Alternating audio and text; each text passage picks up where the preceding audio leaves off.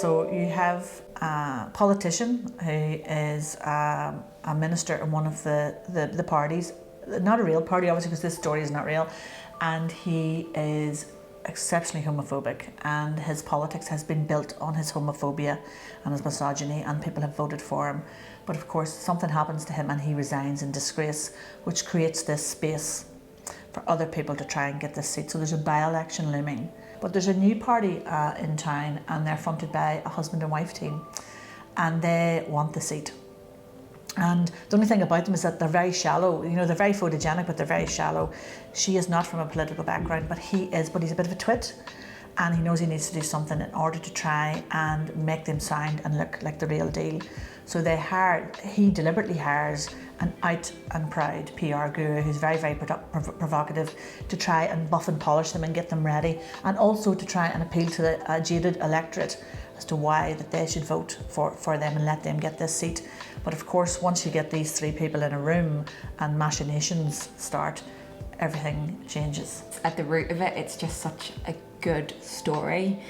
I think there's lots of twists and turns in it. It's entertaining. And I think, like, you know, there's been a lot of things happening during the pandemic that have been online, but I think with the production value that this is going to have, it's going to be a spectacle, I think, for an audience. We were kind of thinking initially of filming some scenes within the Mac and on a set design, and then some scenes like outside of the Mac, like on location. But we really wanted to like avoid this sort of like design, theatrical, maybe sort of like more sort of abstract sort of feeling within the Mac, and then cut to Coronation Street on location. Do you know, like we wanted something that was coherent. So we've actually only after seeing the set design by Kieran Bagnall, which is stunning. It's another reason you should watch the show.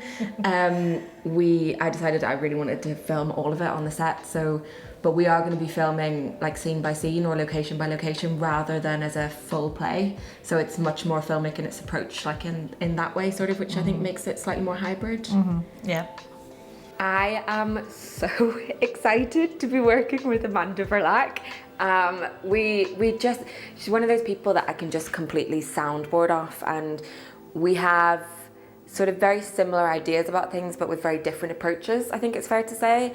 And like, also you have to love what you do, otherwise it's so boring. And like getting to work with somebody that you have so much chemistry with and that you vibe from, and like we know the play together inside out at this stage, so I just cannot wait to get into rehearsals. And I think we make a great team. She might disagree with you, but I think we make an excellent team. So it's been hugely beneficial to me to have an organisation like the Mac supporting me, because you do get up of a day with a real renewed vigour for doing something, but you have to do that all day, every day anyway when you want to write and you're waiting for a commission.